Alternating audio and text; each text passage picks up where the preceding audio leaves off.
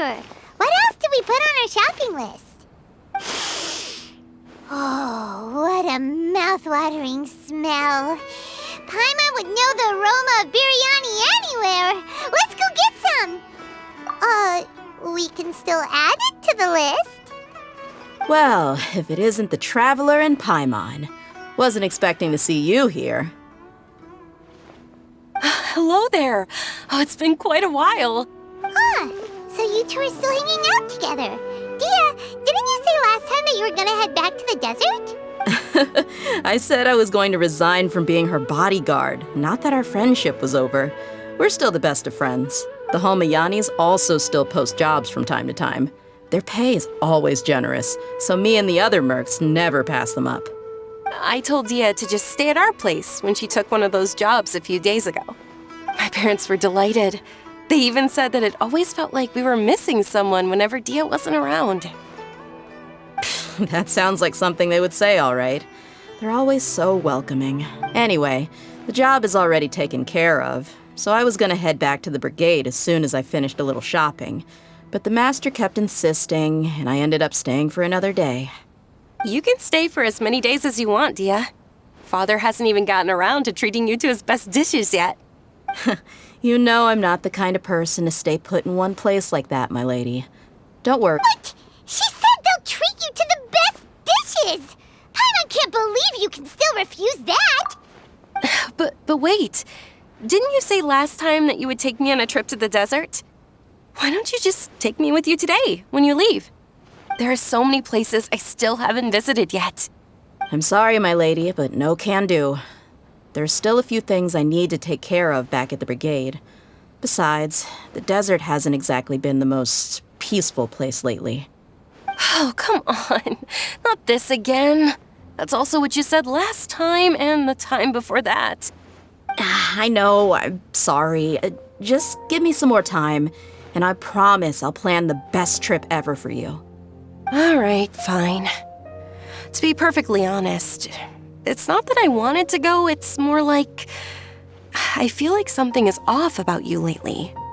Ever since you first set foot on the estate a few days ago, you've been acting anxious and even paranoid. Have you been delaying our trip because you've run into some kind of trouble? Nah, are you kidding? You're worrying too much. Would you swear on that? Friends shouldn't lie to each other, you know. I wouldn't pry any further if you're willing to swear on what you just said. But if something really is bothering you, then just tell me. You know I'll help you however I can. Oh, looks like Dunyarzad was onto something. You're too perceptive, my lady. Seems I can't hide anything from you. I just thought that nothing good could come out of telling you about the messy happenings of mercenaries. Knowing too much only leads to more trouble. Mercenary life is a dog-eat-dog world where Mora reigns supreme. Everything operates on a completely different set of rules. That doesn't change anything about what I just said, though. We're still friends, and I can only support you if I understand what's bothering you. My lady, you're not gonna stop until you drag it out of me, are ya? All right, I'll share what I know. Let's go somewhere else first.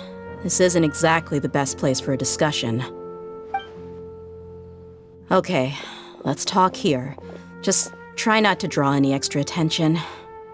As you may already know, the Eremites have both a lot of mercenaries and a complex organizational structure. Many mercs are no different than me, just going around looking for jobs to earn some mora. My brigade is called the Blazing Beasts. We're not a large group, but every member is loyal and brave. However, not all Eremite brigades are like mine. Some are willing to cross all kinds of lines for the sake of mora. The most notorious is a faction known as Deshret's Relics. Deshret's Relics? Judging from the name, they must really look up to... Yep, you got it. I've heard that you've already crossed paths with Ain al-Akmar. They're one of the groups under the Relic's banner. Oh, you mean the group that tried to sell us the Divine Knowledge Capsule? Yeah, they weren't friendly at all. Deshret's Relics is composed of many smaller brigades like Ain al-Akmar. The Relic's headquarters issues orders to all brigades under his control. On any other day, I would want nothing to do with them. Unfortunately, though, the brigade that's stirring up trouble now is none other than Dakan al-Akmar. Dakan? I think it means beard or something. Believe me, it's a really stupid name. I found it insufferable for years. Anyway, the real issue is that Dakan al-Akmar is led by my father, Kusela. Say what now? I think I'm starting to understand your anxiety now. But what did they do? I won't go into details, my lady, but they've been involved in a lot of violent incidents. We're talking hundreds. Hundreds? Yep. The scenes tend to be quite gruesome, too. They strip the victims of all their valuables before murdering them. Not only have they targeted merchant caravans and ordinary citizens, but other mercenary brigades as well. That's beyond terrible. They won't even spare their own kind. I don't know how Deshret's relic sees it. All I do know is that Dakan al-Akmar has become more and more aggressive over the last few years. If I don't do something about them, then even my brigade or the people of Aru village could become their next target. I just wish I knew what's driven him to do this. Yeah. How can your father do such terrible things? I don't know. People change. He's always been pretty pathetic. But at least in the past, there were still a few lines that he wouldn't cross. That's setting the bar pretty low. I mean, if he was even remotely decent, then why would I have to leave the brigade and cut all ties with him? He was loud and foolish, with no real sense of purpose. Instead of doing anything useful, he spent most of his time drinking and chasing after women. Of course, the other brigade members were just like him.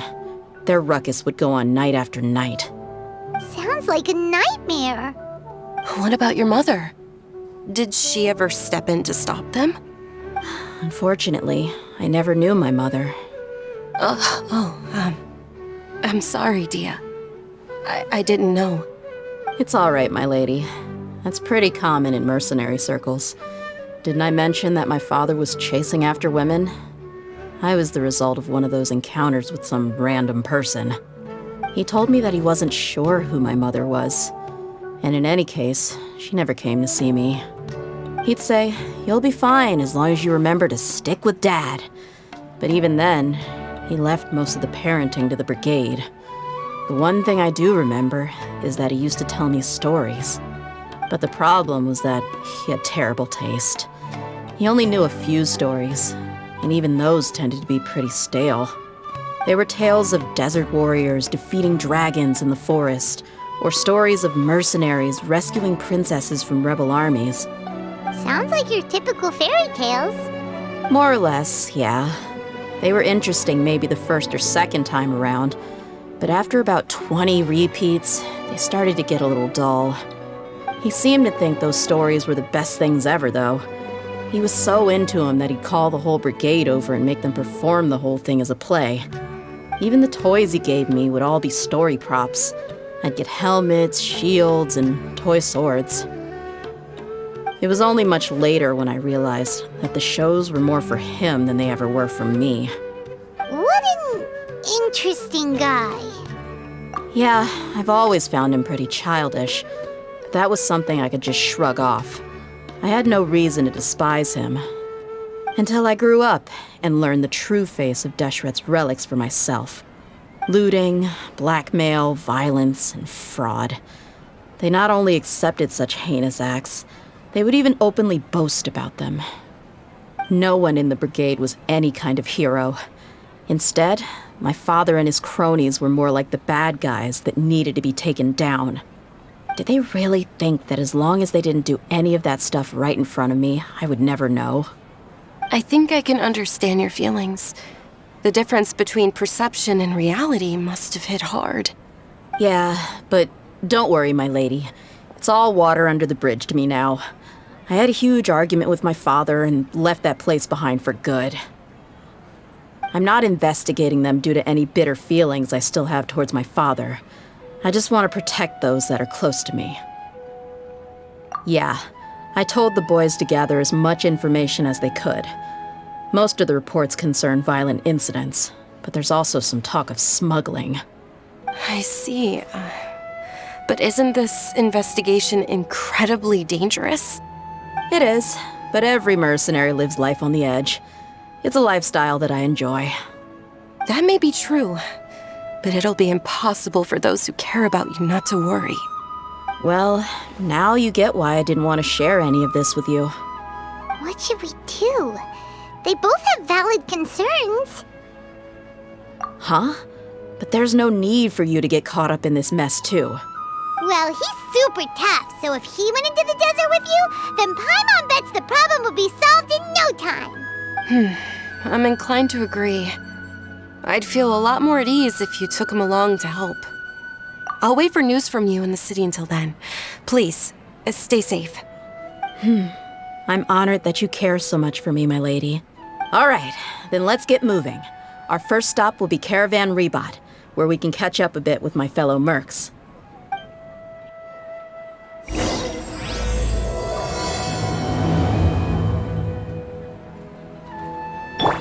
I sure hope they'll be okay. Please be careful. Just don't do it.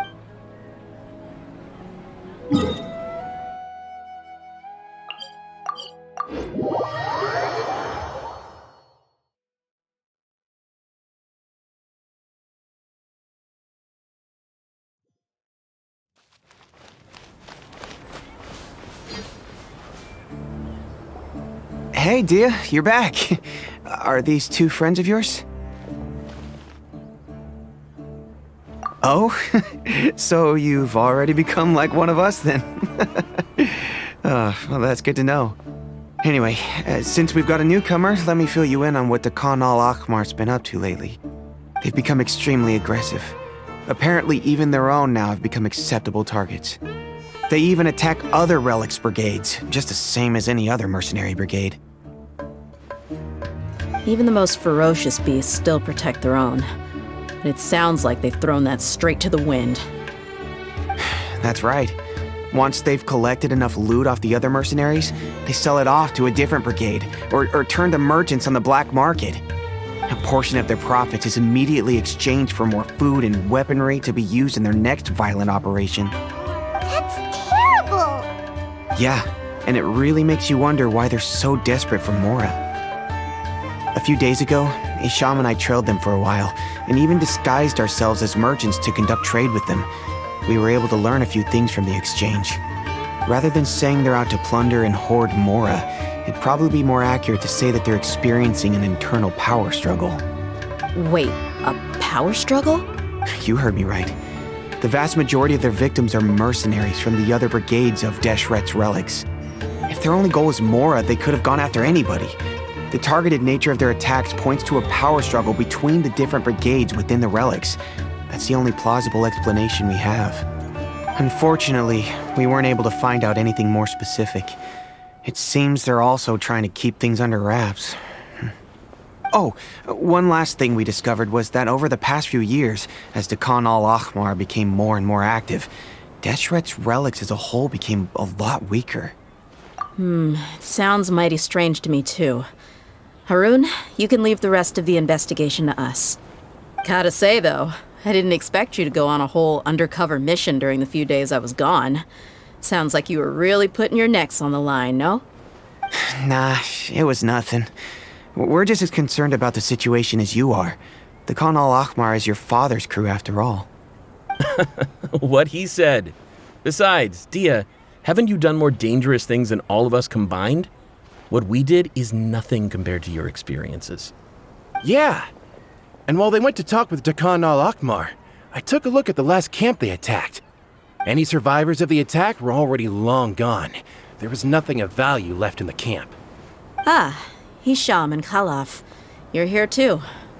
We rushed over as soon as we saw you come into Caravan Rebot. Although this new friend of yours looks a little green behind the ears, I'm sensing a special vibe from him. Now that we know you'll have a capable partner with you, we can also rest easy. Hey, what about Paimon? Feel anything special? Oh, you're also planning to tag along? Of course! Paimon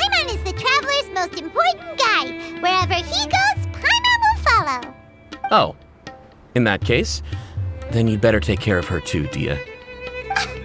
Don't underestimate Paimon! Don't worry about her. She may look tiny and helpless, but she's been through just as many battles as the Traveler here. Even if she had only survived on sheer luck, then that alone would still make her quite formidable. I had no idea. I guess I shouldn't judge by appearances. Oh, one other thing, Dehya. When you're free, why don't you update the deputy about your upcoming schedule? We held another recruitment event a few days ago, but everyone only came to see the Flame Main. You weren't around at the time, so people were pretty disappointed to only find our crew of rough, unkempt guys. The deputy put a lot of effort into the event, but it was basically for nothing. Only a few people chose to stay, and that really got to him. Sorry to hear that. I'll be sure to bring him some great liquor next time. I left in a hurry and I couldn't make it back in time for the event. Gotta admit, I can understand their disappointment, though. You're our brigade's main selling point, after all. Now, if only the deputy could figure out a way to bring a few more smoking hot members into our ranks. Keep dreaming. Remember the last time I invited a couple gals into the brigade? You all just froze up with your mouths gaping like a bunch of scarecrows. The awkward silence and weird expressions left quite the impression on them. They were originally interested in joining us, but after that, they both told me they were too uncomfortable to stick around.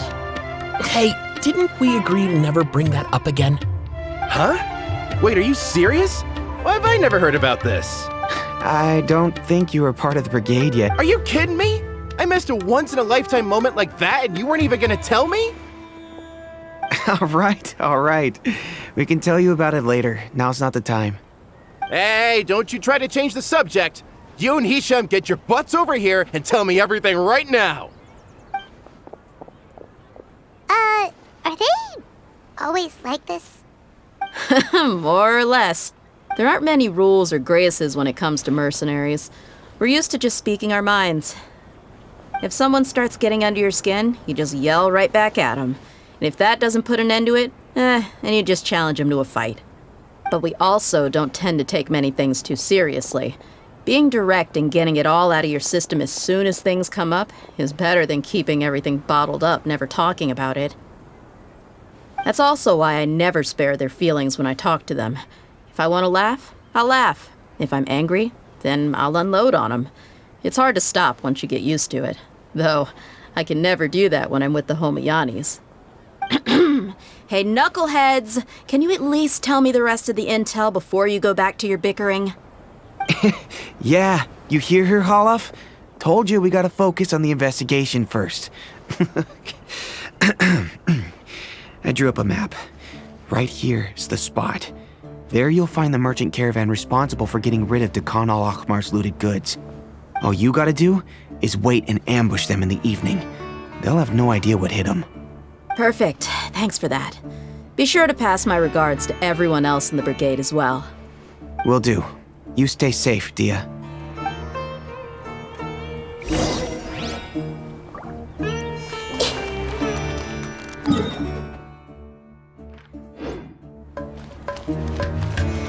Come on. You can only trash us like this because you weren't there. Admit it. You would have just frozen up like everyone else if you were there. How could I have missed a moment like that? Now, like I said, the two ladies Dehya brought with her were also like super mercs. I'm talking same level as Flame Main here. Oh, you should have seen it. The aura of the two of them when they were standing together, it was incredible. I was just at a loss for words, that's all. Oh, so pathetic. Hey! Shut up!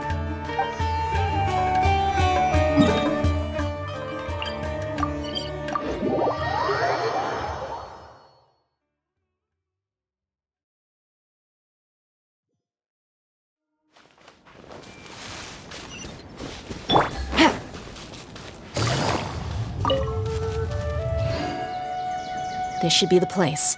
Let's find a spot to hide and bide our time. It's gonna come down to a fight one way or another, so let's all be careful. No need to worry. He knows his way around a fight. I'm not worried about that. What I meant is that we probably shouldn't go too hard on the enemy. After all, we still need to get information out of him.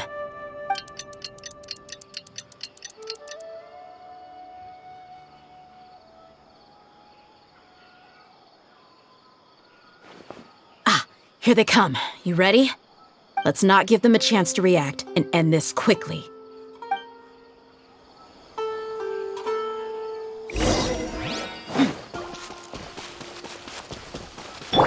I see everything. That's close enough. Feeling. Buckle up! Hi!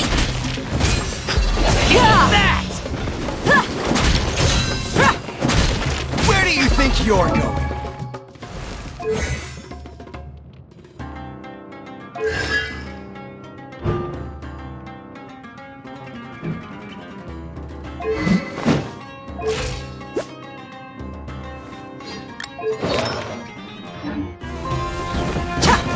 I'll be back. Law of the jungle. I'll be back.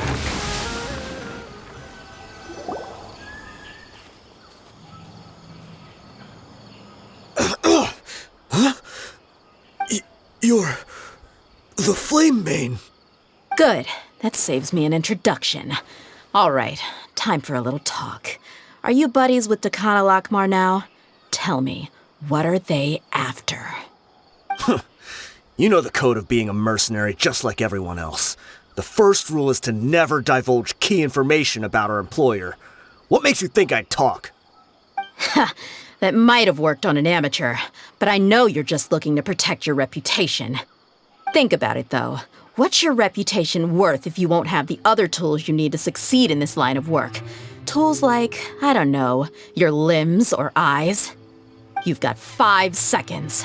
You might want to think twice about how much your employer's information is worth to you. Whoa! I'm not joking around. We can do this the easy way or the painful way.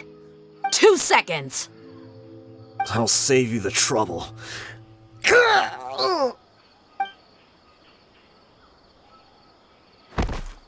Huh? Are you crazy? He tried to bite off his own tongue. Quick, search the area for any first aid supplies.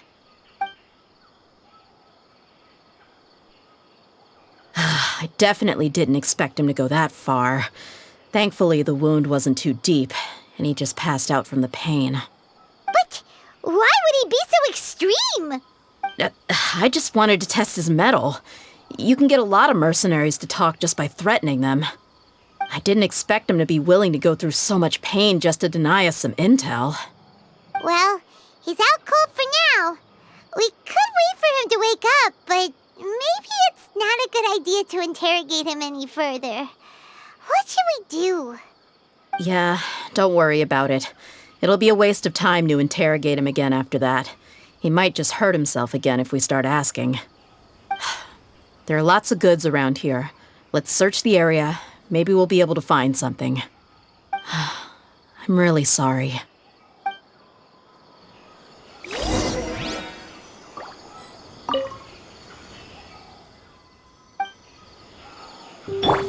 Everyone hold hands.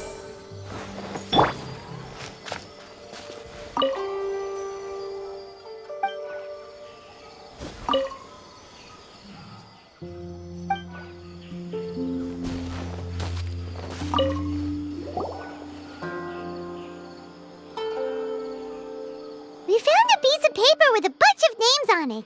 Maybe it's a record of something. Let me take a look. If this really is a merchant caravan, they should have a record of their Yep, I see an entry for Dakana Lakmar right here. Kusela, Idrisi, Bashar, and Takriti. All familiar names. Dakana Lakmar has been trading for a hefty supply of food, weapons, and medicine. It seems that in the past, they used to receive some canned knowledge as well. This caravan is just one link in their logistics chain. Once in the rainforest, the caravan will exchange the looted goods for mora, and the funds will then be passed to a specific person. That person will then pack the caravan full of necessary goods, which will then be brought right back to Dakana Lakmar. Wait, why is there no Mora value recorded for the final transaction? No value? Yeah, every transaction before the last one was marked with an exact amount of Mora, but the final one, where they paid for everything to be brought back to the desert, was simply marked as delivered. Perhaps, but they couldn't have known how much they would make off selling the loot. Do they not care about profit margins at all? Anyway, the next part's the records of the goods themselves. There are a lot of entries. Everything was probably sourced from the rainforest. Huh? What's wrong? Shazamon Homayani? Homayani? You mean Dunyarzad's family? Could it just be another family with the same last name? I'd be surprised to find someone with the exact same first and last name. Shazamon Homayani is Dunyarzad's father, and the head of the Homayani family. Just what the heck is going on here? I'm sorry, you're right. I'll consider what we found and not jump to conclusions just yet. But what this piece of paper confirms is that the Homayani family has been providing goods to Dakan al-Akmar. What if the Homayanis have been kept in the dark and don't know they've been trading with Dakan al-Akmar? That's a possibility, but if that was the case, why is this caravan specifically named Shazamon as their person of contact? They could have just as easily bought goods such as food and medicine directly from Caravan Ribat or Port Ormos. Yeah, funding violence and looting. The brigade gets the goods, and he is paid the proceeds from the sale of the loot. But why would he do something like this? It's not like the Homayanis are in need of money. I honestly have no idea. I've been to their estate many times, and I've never noticed anything suspicious. The only potentially large expenditure I could think of would be the treatment costs for Dunyarzad's Elazar. Maybe they borrowed a lot of Mora in the past? But that's still just a speculation. I don't think the master would stoop so low to make Mora. You're probably right. I know my lady's personality, and she wouldn't deliberately keep something like this from us. But what should we do now? All we found is just another mystery. If you ask me, we already have no choice but to confront her about this. I'm not worried. It's too early to make a verdict yet. I still have faith in the Homayanis. Let's go find my lady again. We'll tell her everything and see if she's willing to lend us her support. If we're lucky, we can not only figure out the mystery of this paper, but also follow the trail of breadcrumbs to the people responsible at Dakan al-Akmar. Dehya, are you sure this is the best decision? What if instead of getting the help we need, we just end up revealing everything we've discovered to the enemy? I've considered that possibility. But even still, I want to tell her what we found. I think I owe her that much. True friendship is built on trust. She showed genuine concern for me when we first brought up the topic. I can't repay her kindness with doubt and suspicion. That's not how I deal with people. You're right. Paimon wants to trust Dunyarzad too. Yeah. Let's pay another visit to Sumeru City.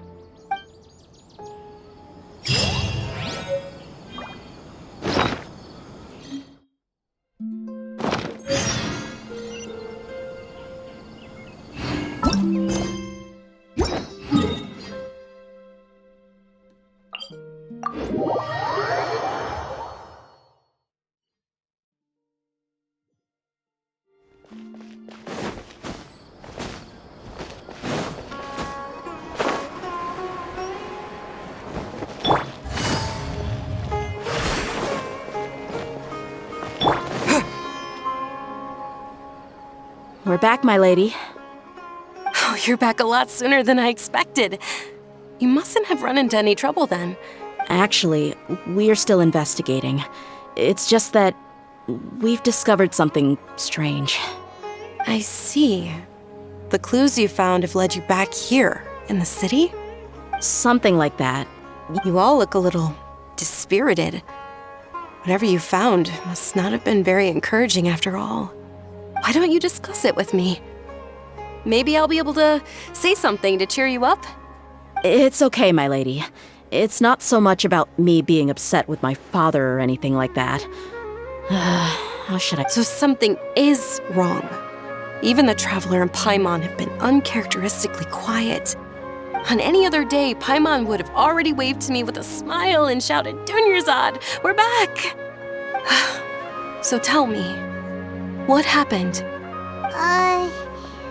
Well? My lady, please prepare yourself for what we're going to tell you next. It concerns the Master. The Master? You mean my father? Okay, I understand. Don't worry about me. I'll listen as attentively as I can. My father has been supplying goods to Dakan al-Akmar? Yeah, it makes as little sense to us as it does to you. I've never doubted the Master's integrity, so I'm having a real hard time rationalizing how he could ever support an infamous brigade like them. Maybe he's not actually aware of the full story and just stumbled into the deal by accident. I can't help but agree with the Traveler. Huh? You mean you feel the same way, Dunyarzad? Thank you for sharing all this information with me. Since you've told me everything you know, I should also tell you about some doubts that I've been harboring for quite a while. In the past, I thought that my father hired a bodyguard for me so that I wouldn't run away and get lost. However, there are plenty of capable mercenaries in the Corps of 30. Why did my father go out of his way to hire Dehya? About that. Well, the Homayanis really needed bodyguards, so they reached out to the Blazing Beasts. Later, the Master told me that I was one of the best mercenaries he'd ever seen, and that I should stick around to become one of his bodyguards. He offered me a pile of mora, so I just signed on. Well, but that didn't really answer my question. Just think about it. Why did my father specifically reach out to the Blazing Beasts? Maybe the Corps of 30 just didn't have anyone available, or maybe someone recommended us. I've never given it too much thought. I think I get what you're saying. You think none of this was a coincidence. Precisely. At first glance, nothing seemed strange or out of place. But there are many parts of the story that don't actually make any sense. If my father had always been in contact with Dakan al-Akmar, then it would make sense for him to bring Dehya into our house. You mean the goal all along was to get Dehya to be your bodyguard? No, that's too much of a stretch. I cut all ties with my father a long time ago. He has no control over my life anymore. But that still doesn't rule out the possibility that your father has still been trying to influence your life without you knowing. So the Master was not likely an innocent victim in all of this? Sorry we put all this on you so suddenly, Dunyarzad. It's okay, Paimon. I should actually be thanking you. Regardless of his reasons, if my father has truly been funding a violent group of mercenaries, then it's my duty to bring him back to reason. But is that really the right thing to do? My father has committed many atrocities and deserves all the punishment that he has coming to him. I have zero sympathy for him. You may call me an ungrateful child, but my feelings will remain the same. However, the Homayani family has treated me with nothing but generosity and kindness. If we decide to investigate this further, we could end up implicating the entire Homayani family. I would be biting the hand that's fed me over all these years. Dehya. It's all right, Dehya. If anyone were to ask, you could always just say that I'm the one who instructed you to get to the bottom of this. You don't have to do that, my lady. I'm not conflicted because I'm afraid of taking responsibility. Besides, you're the one we should all be worried about right now. Hey, it's still too early to give up hope. What was that thing about friendship again? Right, yeah, trust! You said that yourself, Dehya. Besides, there's no point on getting all riled up before we've confirmed all the facts. Thank you, everyone. That makes a lot of sense. I guess I should always remember the trust that I've placed in people. In which case, my lady, could you ask the master to come out and have a chat with us? Sure thing. I also hope he'll be able to give us a logical explanation. Let's meet at the usual place then. Usual place? Ah, right!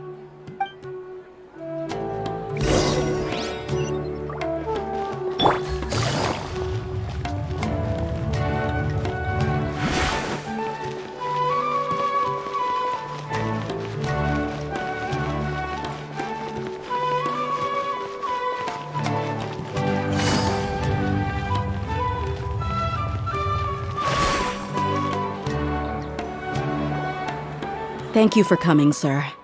Please allow me to introduce these two. This is the traveler, and next to him is his travel companion, Paimon. Yes, my daughter has mentioned them from time to time. It's a privilege to finally meet them in person. But we may skip all the pleasantries for now. What is the important matter you wish to discuss with me today? Well, we wanted to bring this transaction record to your attention.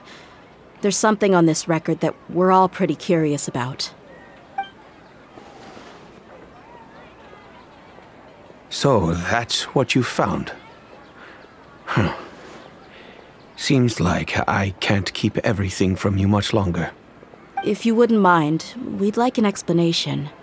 Well, it's a long and difficult story. And to be perfectly honest, I'm not sure if I'm doing the right thing. What I do know, though, Dehya, is that the truth will bring you no solace. If anything, it will likely cause you a great amount of anguish. Wait, me? Yes, I understand perfectly why you came to see me, and I am touched by your collective commitment to do the right thing. But knowledge always comes at a price, and sometimes, as they say, ignorance is bliss. Your father, Kusela, and I both believed that. Of course, you have the right to seek and learn the truth, but I must warn you. The facts of this matter may reduce everything you've built for yourself into sand, blowing in the wind. If you must proceed, then Kusela's heartfelt efforts will also fade into the wind like a fleeting mirage. His heartfelt efforts? I'm sorry, sir, but I'm not sure I follow. I've made it this far in life without a single drop of my father's support. I have my own ideals and ways of looking at the world, as well as people and causes that I've chosen to cherish and fight for. None of these things have anything to do with him. I came here today to support you as the head of the Homayani family. No warning will change my stance on that. I understand. Then let me tell you a little story. Our family once needed to take a trip to the desert when Dunyarzad was just a baby. Along the way, we were attacked by bandits. They had superior numbers and quickly overpowered our bodyguards. When all seemed lost, a group of passerby Eremites lent us their support. Those Eremites were Kusela's brigade, Dehya al-Ahmar. Kusela's men told me that the attackers were Eremite mercenaries, just like themselves. I was shocked. Why would Dehya al-Ahmar go so far to save us and not spare the fellow Eremites? Kusela was grinning and walked over to play with baby Dunyarzad. She was startled by his unfamiliar face and nearly started crying. Really? I never knew. He said that he had no particular reason to help us. He just took pity on us because he had a daughter about the same age. We started talking about our children, and I sensed that he was a devoted father. To repay his kindness, I hired his brigade to help out at our estate for a time and offered everyone generous remuneration. So, that's what happened. It was many years before I saw him again. I almost didn't recognize him the next time he came knocking on my door. The man I knew to be strong and healthy had been reduced to a shell of himself. He couldn't even walk anymore without his cane. So, what happened to him? He was perfectly fine when I left the brigade. I'm not too sure myself. The only thing that didn't change was his cheery disposition. He said there was absolutely nothing to worry about and that he had gotten into a fight. That was all. He then suddenly asked me if Dunyarzad, now that she had grown, would need a bodyguard of her own. At the time, Dunyarzad was going through a particularly severe bout of her Elazar. There was no need for her to have a bodyguard when she could barely leave the house. But he kept coming back to the topic. Come on, it never hurts to be safe. How do you know a bodyguard won't come in handy one day? I was completely lost at first, until he recommended the Blazing Beasts, and in particular, a mercenary named Dehya. So he was the one who recommended Dehya to you. Indeed. He didn't say it out loud, but it was clear that he saw Deshret's relics as an evil group who would eventually corrupt every member in their ranks. He was already beyond redemption, but he hoped that he would be able to detach his daughter from the vicious world of mercenary life. If Dehya could stay in my house and keep working as a bodyguard, then gradually her affinity for the desert would decrease, and she'd be able to leave her previous life behind. And that's why you offered her such generous compensation? Yes, but not just because of that. From the moment that he asked me for that favor, I also began to see Dehya as my own daughter. And that's also why I tried to persuade you to stay when you asked for permission to leave. I was willing to spend however much it took. Kusela saved my daughter and I all those years ago in the desert. I could never refuse him entrusting his daughter to me. He was always like that, acting like he's oh so smart and self-righteous. Kusela said that he'd reimburse me for a portion of Dehya's fees. I refused to take any mora from him, but he'd always send me funds anyway. Eventually, I just accepted them as a token of his gratitude. And that went on for a while until I received another letter from him a few years ago. The letter contained a request to help him buy food, weapons, medicine, and even explosive materials. Wait! Isn't that around the time that Dakan al-Ahmar started becoming more aggressive? That's right. When I started to hear some nasty rumors, I became wary. I wanted to meet him face to face to discuss things. But by then, he was no longer receptive to my requests to talk. If I had to guess, it's probably because he doesn't want to put Dehya at risk. That thought occurred to me as well. I figured that he probably came to me for help because he had nobody else to turn to. After some deliberation, I decided to send him some food and medicine. I turned down all his requests for explosives and weaponry. I am aware that even such a reduced gesture of support could lead to others coming to harm, but I could not simply reject his plea for help. In the end, it probably was the wrong decision. I plugged my ears to the rumors and just chose a solution that made me feel least guilty about myself. If you can, please tell me where he is now. None of the things he's doing right now make any sense if he's just trying to keep me from getting tangled up in his world.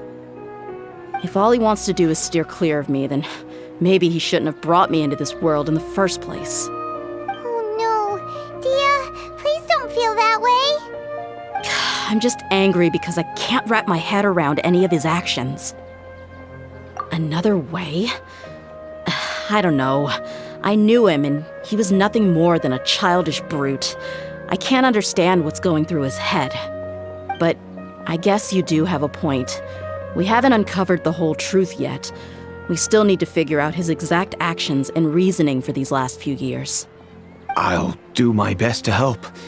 Of course, anything between the two of you would need to be resolved between you and him alone. I don't know Kusela's exact whereabouts.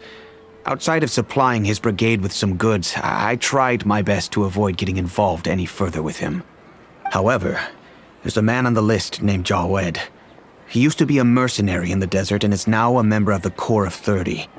He's responsible for supplying weapons and liaising with the Dakan al-Ahmar's merchant caravan. I think he should know Kusela's whereabouts. I've heard that he likes to have a few drinks alone and enjoy the cool wind at night outside the tavern. Maybe you'll be able to find him there. Understood. Thank you, sir. Then I guess this is bye for now, unless... I'll stay and be with my father here. To be honest, I'm still a little dazed and haven't finished processing everything quite yet. My father has indeed done something wrong, but if I think about it, I'm also not sure if there was a right way to handle this problem. I feel like our only course of action is to turn everything we know over to the core of 30 and let them render judgment. Yes. I am prepared to accept whatever verdict they choose. It's time to face my mistakes.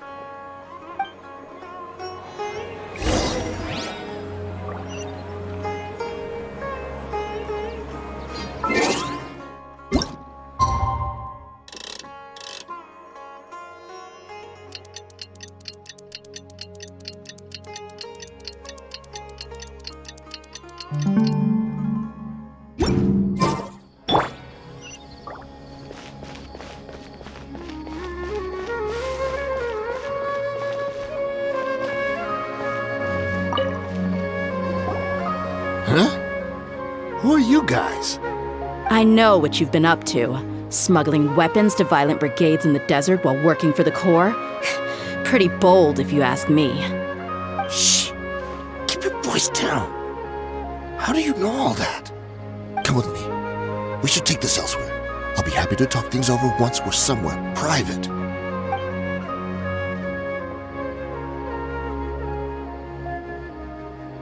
This place should do. All right. Back to my question. How did you all know about me? Don't worry about that for now. You know what kind of punishment you'll face once we report you to the Corps, I assume. Wait. There's no need to jump the gun. Let's talk this out. What are your terms? So what's in it for you anyway? More? Well, I was a little tight on money at the time, and Kusela took good care of me in the past. I weighed it in my mind, and I couldn't find a reason to turn the opportunity down. I wouldn't only be helping my benefactor, but I could also make some quick mora. Let me tell you how it is. We're investigating Dehya al-Akmar, and we're gonna put an end to their operations. If you provide some help for us, then we might just put in a good word later to reduce the terms of your punishment. Hey, why don't we discuss this a little first? Listen, I made quite a bit of mora from my last run. You just give me a number, and I'm sure we can... Shut it. My patience is running out. You should know when a mercenary is after something other than money. All right, sheesh. But you gotta promise you'll put in some nice words for me later. They're always on the move. Here's the spot they were at the last time I made my delivery to the desert. Feel free to go have a look. I'm just telling you, though, it's not on me if they're not there anymore. Sure. And then you can forget about any nice words from us. Hey, come on. Now you're just being unreasonable. Really? And how do I know you're not leading us straight into a trap? Don't forget, you're the one with no bargaining chips. All right, I get it. Why don't you go take a look, and if they're not there anymore, I'll try to figure out something else for y'all. Now that's more like it. Let's move. And as for you, try to stick around the city until we get back. You don't want us to call the folks from the Corps and have them drag you back to the city.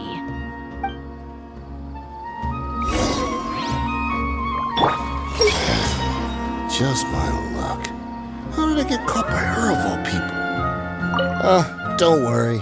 I'm not going anywhere.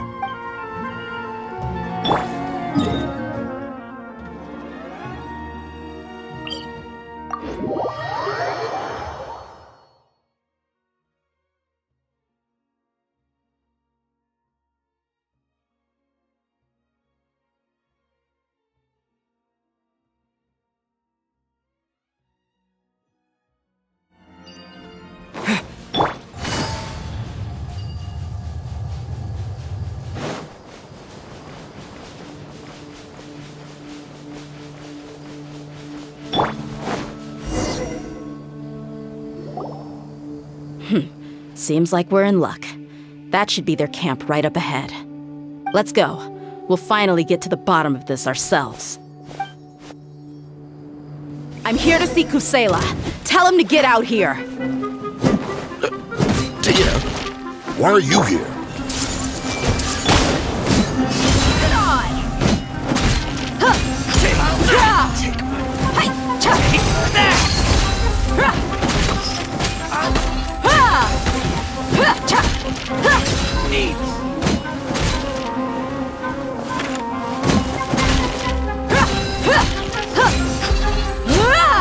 Buckle up!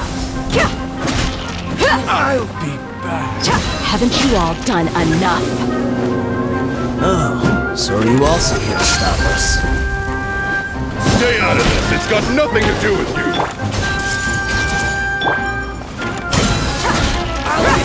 I'll take my...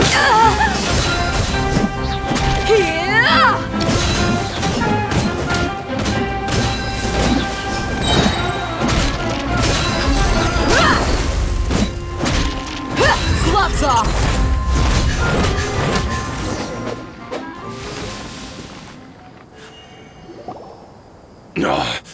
She's so strong. Enough fighting. We all know each other, and I don't want to take things too far. Just bring Kusela to me. There's no use hiding him anymore. Did you understand a single word I just said? Or do I need to bash your skull in some more? All right, everyone, let's all just calm down for a second. Dehya, the boss can't come out and see you anymore. He died a long time ago. What? Seems like you've been out of the loop for a while. Guess that's for the best, though. At least, that's what the old man wanted. When did he die? What happened to him? A few years ago, Kusela broke up Dakan al-Ahmar and went to the Deshret's Relics headquarters by himself. So is that when you guys started acting up? We would prefer to call it taking revenge. Every last person in Deshret's Relics must pay in blood for what they did. Let me start from the beginning. Dehya, do you know how the head of the Relics maintained order internally? Overwhelming strength and unquestionable authority? Those were a part of it, yes. But just those on their own weren't enough. They had another tool at their disposal. They called it a person's record. Regardless of whether they joined by their own will or were coerced, every person in Deshret's Relics were forced to leave a record of themselves at headquarters. Whether it be their deepest sin, some unforgivable act, or their most immoral exploit, the record served both as a symbol of loyalty and the perfect material for blackmail. That's precisely it. Every one of us have a record. Me, Bashar, Tikriti, and all the boys who grew up with Dehya and ended up joining our ranks. But you, Dehya, you were never asked to provide a record, were you? I never even knew this was a requirement. You were probably the only person in all of Deshret's Relics who didn't know about it. Ever since you were born, Boss had been trying to shield you from this organization's sinister rules. Not only that, but he also banned all of us from committing any nefarious acts. He said he'd take care of the dues we had to pay regularly to headquarters. But in the end, he was just an ordinary person. What could he do? He was forced to go to headquarters again and again to account for missed dues and incomplete records. He'd come up with all kinds of excuses and get beaten up as a result. We all knew he was doing that for you. He wanted to get you out of this world, no matter what it took. And that's why he became a shell of himself and couldn't walk without a cane. Wait, but that doesn't make any sense. I didn't know about any of this, and I'd never seen him get injured or beaten. Because you were too young at the time. How would you ever tell between wounds from a beating and wounds from battle? When you left home after that final argument with him, he seemed to age by a decade overnight. Even his hair went gray. So, even the blazing beasts were... Yep. It was all his doing. Had he not arranged them to come to you, you probably would have been reduced to a pulp before you ever left the desert. A few years ago, Boss said he needed to make another trip to headquarters. He was already pretty weak then, and we all assumed he was going to get beaten again. I suggested that he hand the role of leadership over to me, but he said there was no longer any need, since the Khan al-Ahmar would soon be no more. His words made no sense to me, but that night, we heard that a massive fire tore through headquarters and razed everyone's records to ash. Everyone gained their freedom that night. Many members fled, not just from our ranks, but from the other brigades as well. But how could we leave with a clear conscience? All of us who knew exactly what had happened. The boss can't have just died for nothing. Those heartless jerks at headquarters took him from us. From that point on, the sole purpose of the Khan al-Ahmar became revenge. The big fire that boss started was quite a blow to headquarters' strength. It's given us the opportunity to launch our attack. Even though we're outnumbered, we vowed to see our revenge through to the very end. There were people from headquarters who changed their names and went into hiding. Some fled to other brigades, and others escaped to the rainforest. But we won't let any of them escape our wrath. They'll all pay for what they've done. We've suffered plenty of losses as well. To keep going, we need an enormous amount of supplies, from food and medicine to weaponry and explosives. All we can do is exchange our loot from Mora, and then use that to get supplies. We forged Boss's handwriting and sent out many letters to his former friends. Thankfully, many people were willing to come to our aid. We were also able to attract many mercenaries who shared our goal. We've endured unspeakable pain to win many impossible battles. Deshret's relics have become weaker and weaker, and now we finally have an opportunity to directly strike their headquarters. Paimon doesn't know what to say anymore. We do know right from wrong, but we were sinners from the very beginning. We do not deserve the freedom that the boss won for us with his life. Boss always loved his old-fashioned hero stories. Those tales about sacrificing yourself to save the world. We used to always laugh at him for it. But in the end, he really went and lived those stories out himself. As for me, I never considered myself a hero. We're all the lowest of the low. We have no right to even imagine such an existence. But maybe those hero stories he liked foreshadowed everything that was to come. The spirit of the hero touched all those he had saved, and more people joined his cause. Maybe we were all just acting along with the play in the beginning. But as we acted the parts and recited the lines, we were drawn in. And now, we want to see the story through to the end. I'm sorry, Dehya. I know you always found us insufferable ever since you were young. Just think of this as a madman ranting.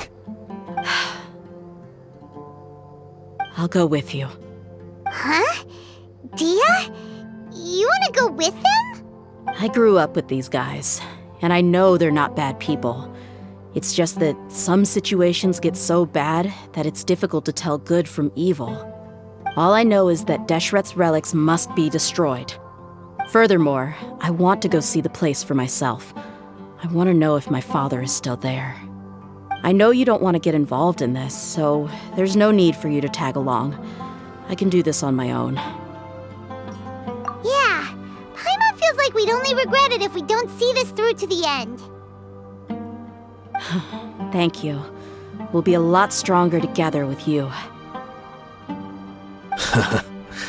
I bet Boss would lose his mind if he ever knew you'd join us at the very last moment like this. Considering all the losses and injuries we sustained, we can't afford to turn down someone as powerful as you. He can think whatever he wants. But the fact is, I owe him this much.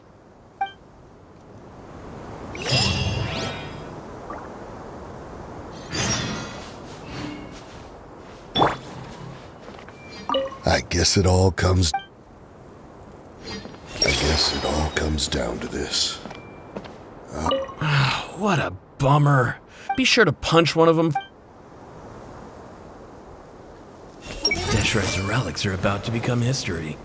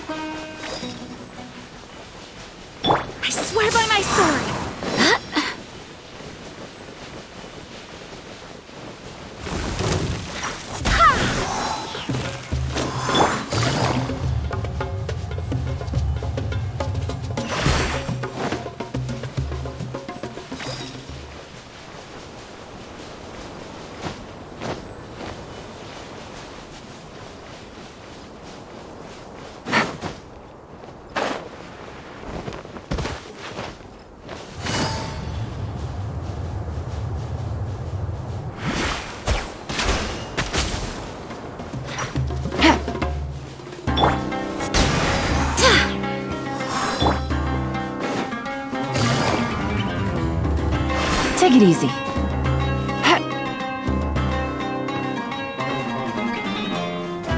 Hit.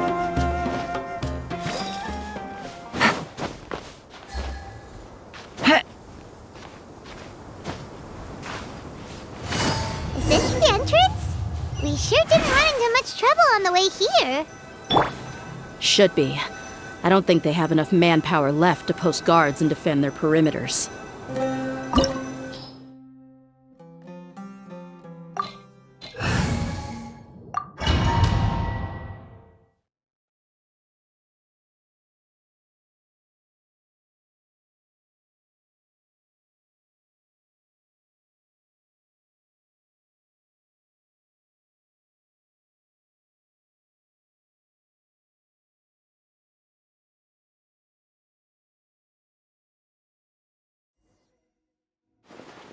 Wow. Paimon didn't expect it to look like this on the inside. They should all be holed up in here. Don't know how many people they've got left, though. Who cares? We'll round up all of them. Still, we should be careful. Even if they've only got one shot left, it could still take us out. Yeah, we'll know what they're really capable of once we've landed some hits on them. Deshret's relics may have been a force to be reckoned with before, but their name means nothing now. Yeah, they don't stand a chance with you here. I'll take the lead. I've been here once before.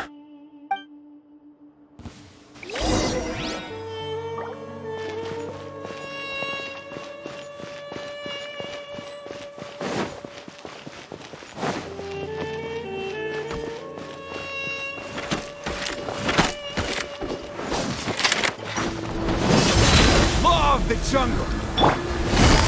Quietly now. Here comes the catch. I see everything. Cha!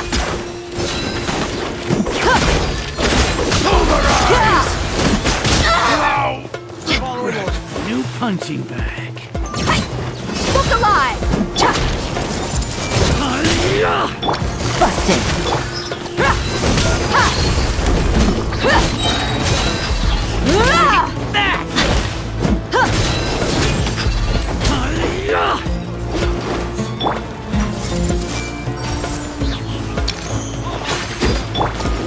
Buckle up! You're dead meat!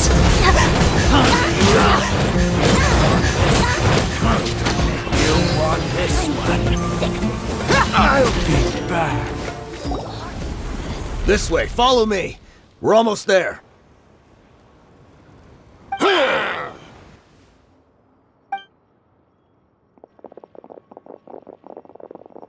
Wait! They went charging ahead without checking for any traps! Hey, you guys okay? It seems like we just got trapped in here. Don't think we triggered anything else. Watch out, the enemy's coming from ahead. Well, now that things have come to this, seems we'll have to fight our way through. Don't worry about us. We knew something like this could happen. Go and take a look around. Let's go! We can't let the boss down! Let's check if there's another way! The sooner we can make it through to help them, the better. Let's see. I think I see a way through over there, but it's being blocked by something. Let's try our luck with that mechanism. Okay, let's go!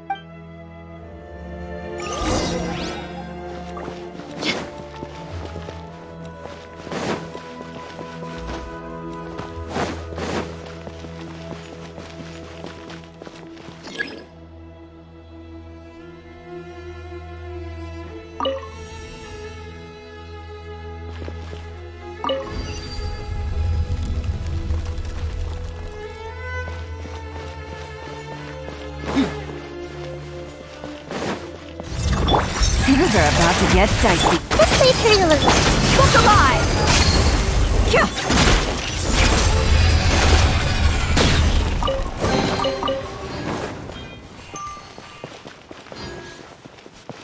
Another mechanism like the one before, but this one's being blocked off in the middle. We just need to adjust it a little.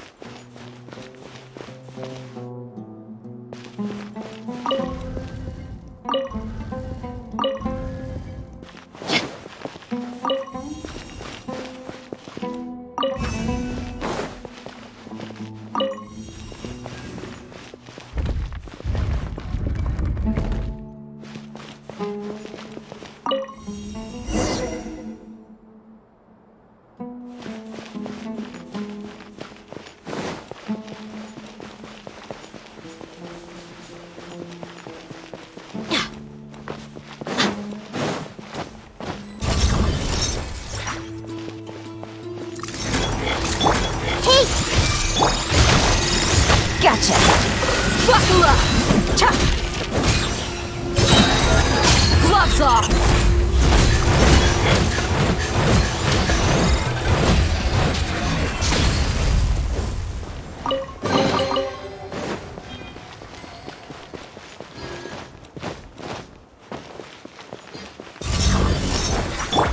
Everyone hold hands. Busted! Let's get it on! Cha! Cha! Hi! Ra! Ra! Ra! Hi! Cha! You asked for it!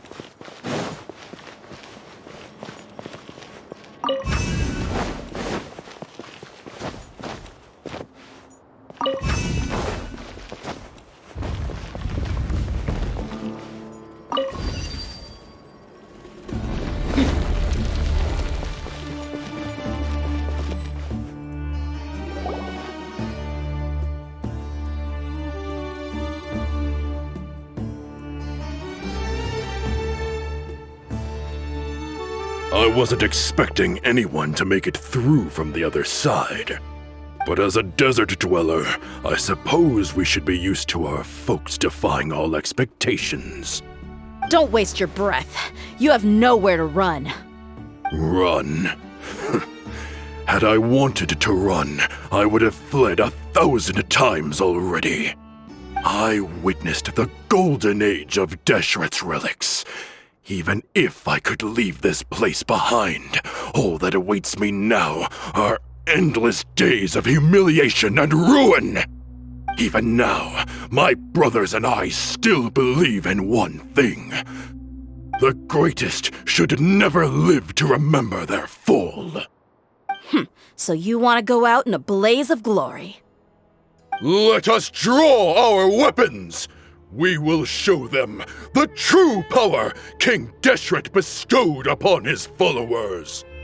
They are but two, while we hold within ourselves the entirety of the relic's glory. Wave 1, charge! Eliminate them!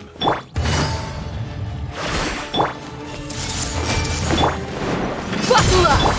The Temple of Wisdom. That! Here comes the catch!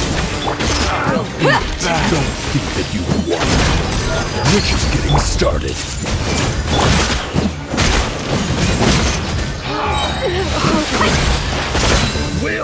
King Deshret will not abandon any one of his followers. Dead meat! Just great. Brothers! With me, this is where we'll prove our faith. You all just wanna die? None of us plan to leave this place alive!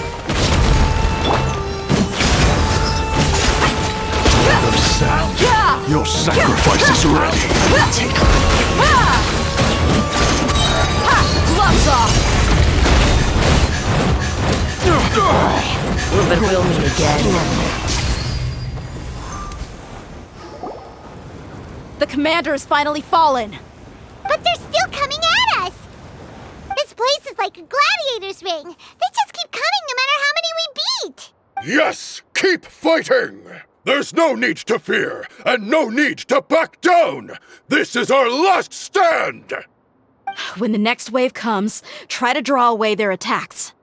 I'm going to see if I can take out that high platform.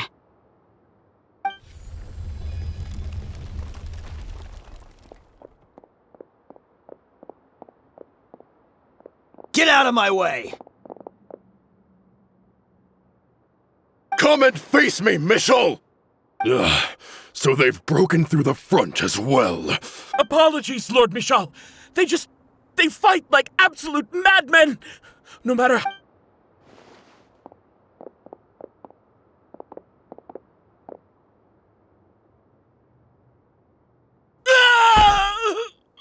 So, it would seem like this is the end. Time to pay for everything you've done, Michel. You think I would give you that opportunity? I will be buried in the sand alongside all the rest of our fading glory. Hey, wait!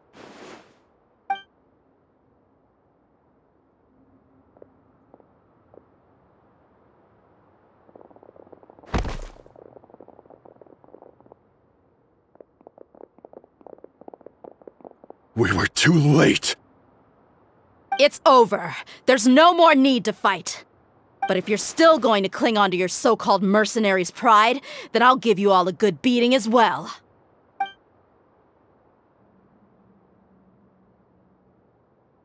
Hey, Dehya! I found the mechanism. I'll get you all back up here right away.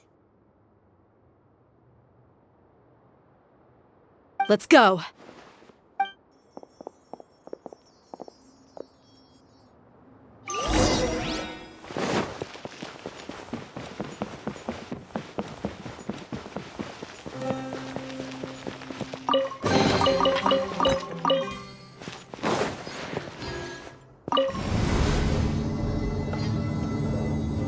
Buckle up! Hi! Who are you filthy rats? And why are you always pestering us? You call yourself a member of the infamous Deshret's relics and you still can't even tell who's made it all the way to your headquarters? Who knows what intent a bunch of rats may have? We try to catch a couple, and you all just show up on the other side instead. How are we supposed to figure out what you're after? Hey, have you ever heard of a man by the name of Kusela? Why would I know? It's not like I'm in charge or anything.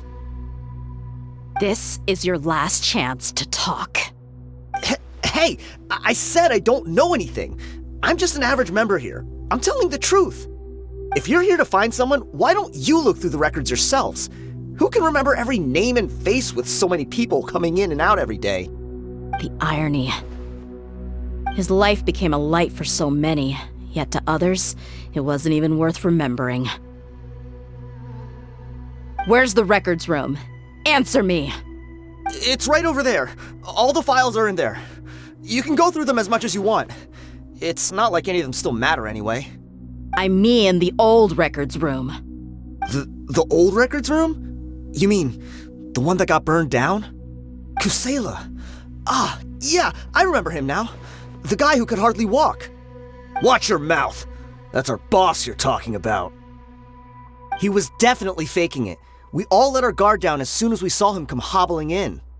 But in the short time it supposedly took him to take a dump, he'd already gotten away and started a fire in the records room. He couldn't have possibly outrun us if he wasn't a fraud. And after that, Deshret's relics fell into complete disarray. Stop wasting our time. Every one of us here is perfectly aware of what he had done.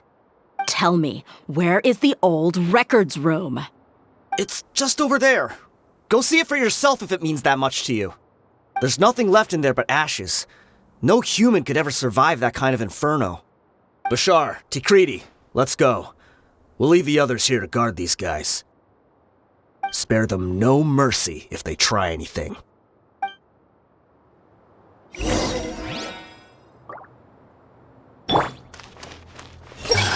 Crazy. Every last one of them. I've already told... Just wait for a little.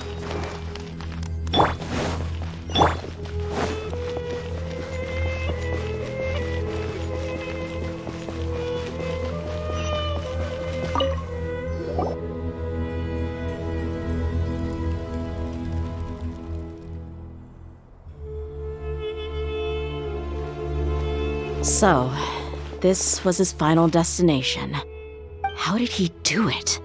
Getting past all the guards with a limp and sneaking in here to start a fire? If he was nimble enough to do that, then he must have been able to get out of here after starting the fire, right? Dehya. I'm sorry. I know it's just wishful thinking. Let's look around. Maybe we can find something that's been left behind.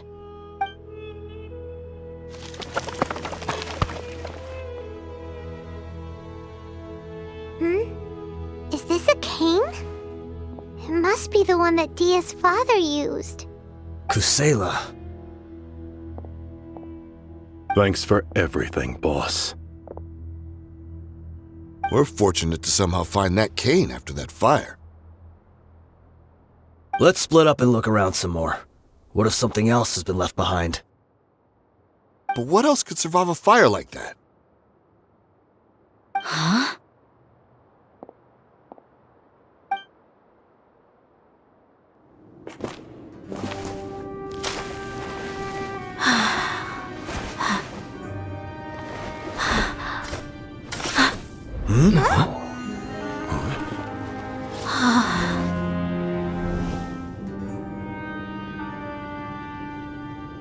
Thought so. Wait! Isn't that the toy sword you played with as a child?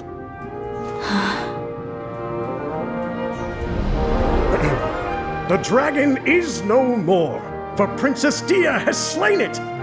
Its head now hangs above the city gates. Her bravery has brought eternal peace and prosperity to us all. Dehya, come on. This is the most important line. You can do it. But Dehya, you defeated the dragon. Everyone's waiting for your speech. Still too shy, huh? All right, I'll do it. I hereby proclaim our victory. Evil shall plague us no more.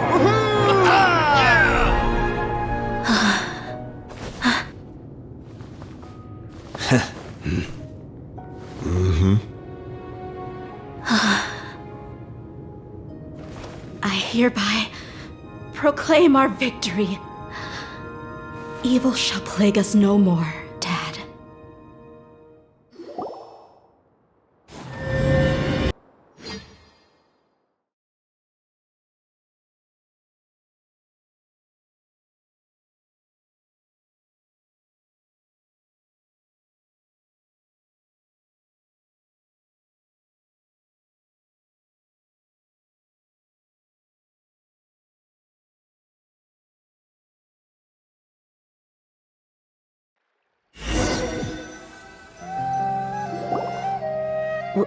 What's this? Don't you remember? You asked Paimon what she would do if she were to wake up tomorrow with loads of money. And Paimon said that she would get boatloads of tasty snacks.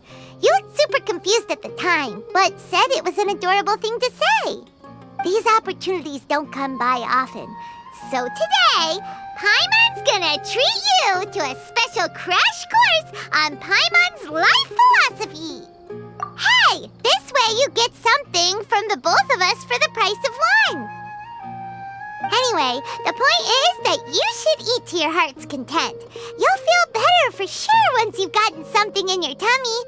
Dunyarzad will also be here shortly.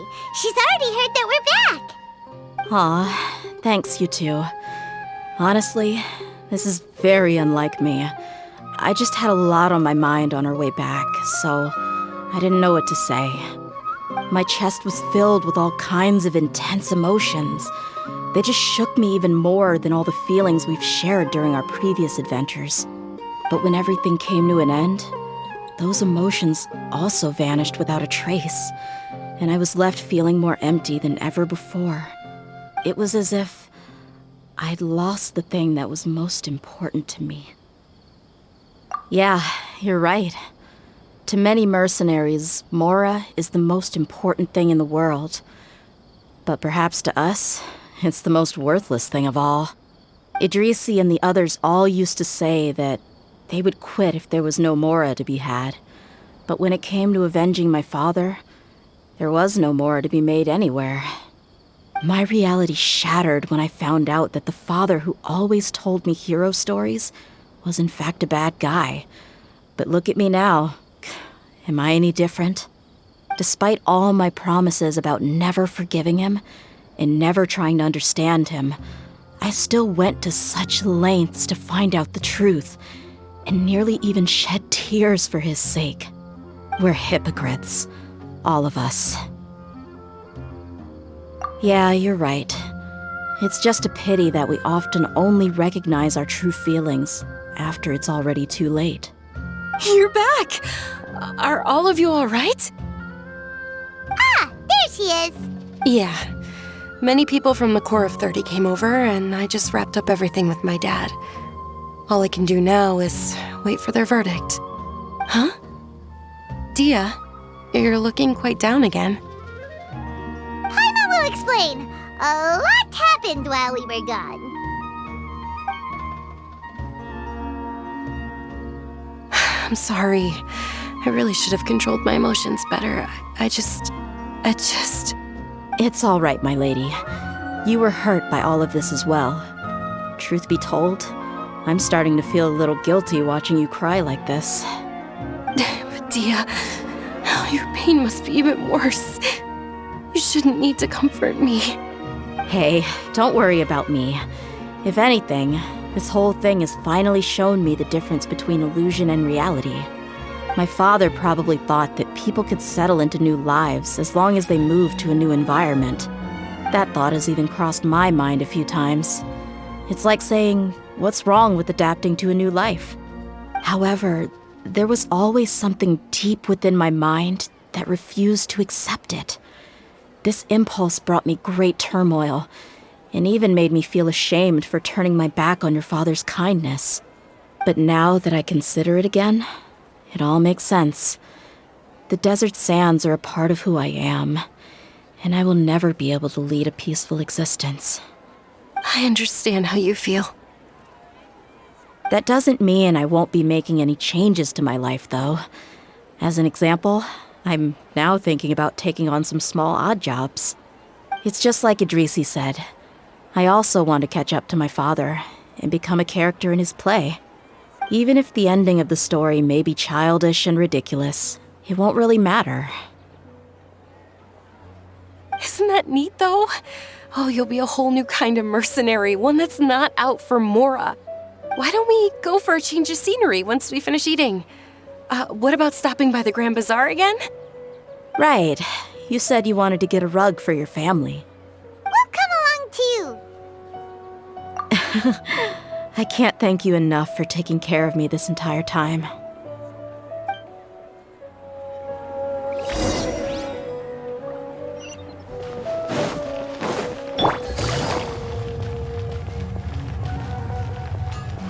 Take it easy.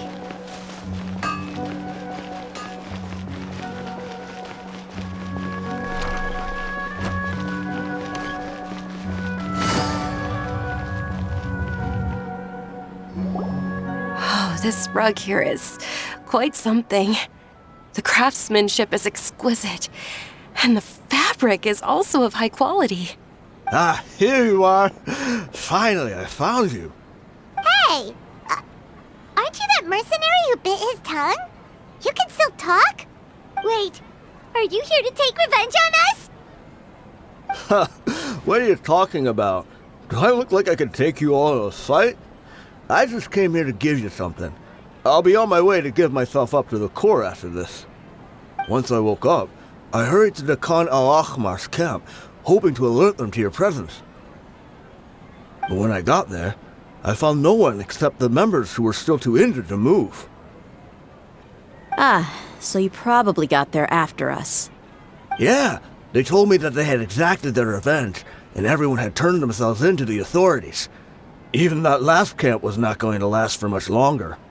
I had joined the cause to repay an old favor from Kusela. Now that everyone's already turned themselves in, I might as well do the same. One of the injured members gave this box to me, and told me that it contained some of the old man's last possessions. Everything left in the camp will get confiscated, so I figured I should get this to you before the Corps could get their hands on it. Thank you. No worries. We are all just living our own truths. There's no need to comment or judge anyone for it. So this box contains everything that Dia's father left behind. Huh. Well, back in the day, the first thing he did with any Mora was spend it on things like drinks and meat. But let's see what's inside. What's this? It's just a bunch of junk. It kinda stinks. Perhaps it's just been left unopened for too long. A handwritten copy of a storybook. The paper's already yellowed, and it looks like it's about to fall apart. It was against the Academia's rules to possess books for personal use. If he was going to break that rule, he could have at least copied something useful. That probably means this was really important to him. And here are a few bags of children's snacks. The packaging's completely deteriorated. Maybe that's where the smell was coming from. Did he get those for you? Yeah, but here's the thing, though. Even when I was a child, I was never a fan of these kinds of snacks. He'd always say that he got them for me, but in the end, he always ate more than I ever did. Who even leaves snacks in a box like this anyway? Isn't that just common sense? Forget it. Let me see what else is in here. A razor, some buttons, some round iron tiles, a wooden toy puppet, a wool scarf, which from the looks of it probably belonged to a woman, and a hair clip? Why are these things here? I'm suddenly feeling a little scared. I'm sorry, my lady, but this is just the kind of man he was. He probably saw this box as some kind of personal trash heap and dumped any and everything in there. 2 empty liquor bottles. Tell me, you guys, are these the kinds of things that a normal person would leave behind? Huh? There's something in the bottle! Oh, you're right. All right, I got it out. It seems to be a piece of paper with some writing on it. The bottom part's all damaged from moisture, though. Let's hope the writing didn't smudge. I was suddenly seized with an urge to write a letter after finishing this bottle. I just folded it up and left it in the bottle, though. If I end up forgetting about it, it won't really matter. To Dehya. It's a letter for me? It's all right. I'll just read it out. If he went to the trouble of writing a letter, there must have been some important things that he wanted to say. Or at least record down. My condition's becoming worse and worse. Can't even walk without a cane anymore, much less go out and have fun. Guess I don't have many days left. If you're reading this letter, then I suppose I'm already long gone. You were adorable as a baby. Everyone loved you. And regardless of whether you were crying or laughing, everyone enjoyed having you in the group. But once you grew a bit older, you were no longer nearly as happy or cute. It's probably Idrisi's fault. He was never up to any good. Can you believe this guy? He can point the finger at himself. Anyway, back to the point. To summarize, I'm writing this so you would know not to feel sad for me, even if you end up finding out the truth. The reason being that I was never your father to begin with. Wait, what? Surely, he must be joking, right? I don't know. I was quite formidable when I was young, and 100 times cooler than some so-called flame main. Really felt like the whole world was under my feet. With just a teeny tiny bit of effort, I felt I could rule over the entire desert. But as fate would have it, I went out into the desert for a drink one day and discovered a baby in the sands. It was you.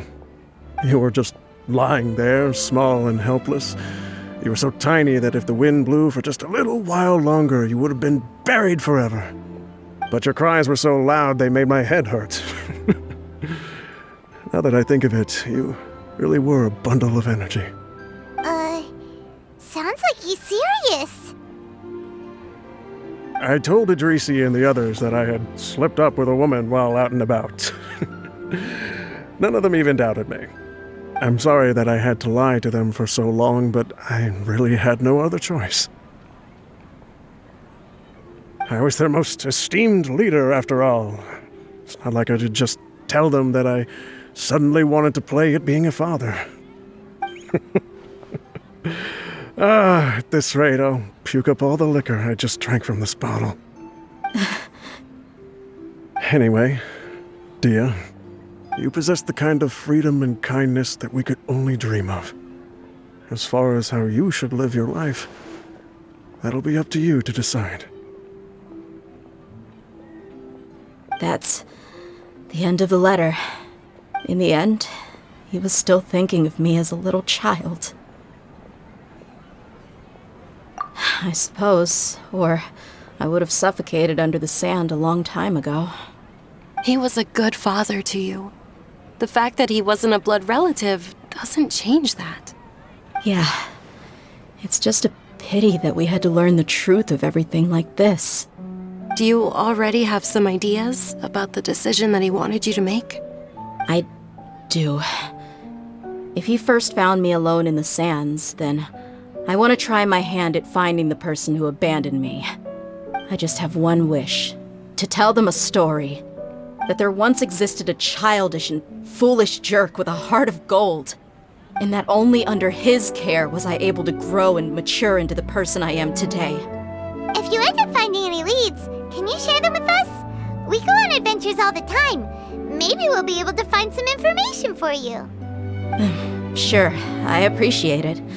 I wasn't expecting you to be so enthusiastic. I'll help too. Thank you. All of you. Thank you so much. My life has certainly had its twists and turns, but I've always considered myself lucky. Because no matter where I've gone, I've always been surrounded by incredible kindness.